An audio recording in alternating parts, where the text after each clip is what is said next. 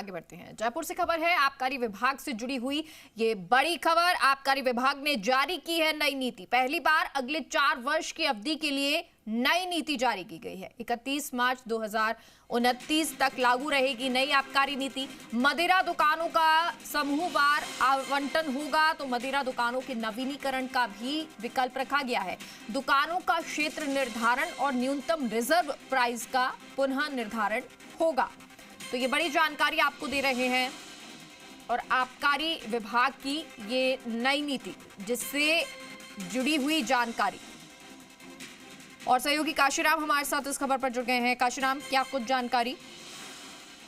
जी मेरा देखिए, आबकारी नीति आबकारी विभाग ने जारी कर दी है और वैसे तो हर साल ये नीति जारी होती है, लेकिन इस बार अगले 4 वर्ष के लिए नीति जारी की गई है, जो कि एक बड़ी बात है और राजस्थान के इतिहास में संभवतः ऐसा पहली बार हुआ है जब जो आबकारी नीति है वो 1 अप्रैल 2025 से लागू होकर के और 31 मार्च 2029 तक लागू रहेगी, यानी कि जब तक राज्य सरकार का कार्यकाल रहेगा।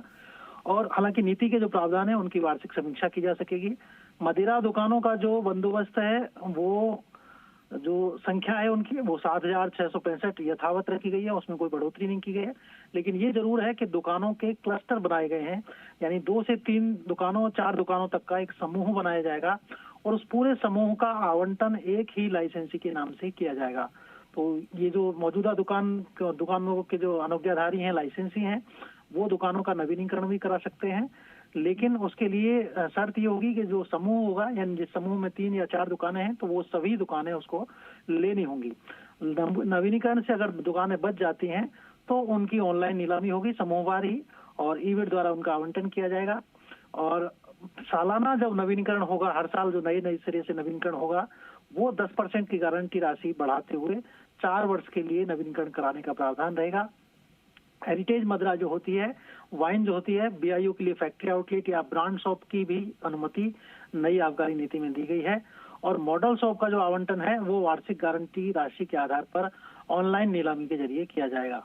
तो इस तरह से नई नीति की जो खास बातें हैं वो यही हैं कि अगले 4 वर्ष के लिए जारी होगी।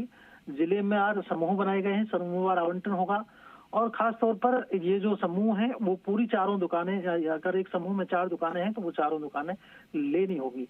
लाइसेंसियों के लिए इससे राहत तो है कि वो 10% गारंटी राशि बढ़ाते हुए ही नवीनीकरण करा सकते हैं। देखना ये होगा कि अगले 4 वर्ष की जो इस तरह से नई नीति लागू की गई राज्य सरकार द्वारा, उस नीति का कैसा रुझान रहता है और यहाँ पर जो कई तरह के आपूर्ति की व्यवस्था में भी सुधार किए गए हैं। चलिए ठीक है, देशी मदिरा। बहुत बहुत शुक्रिया आपका काशीराम इस तमाम जानकारी के लिए।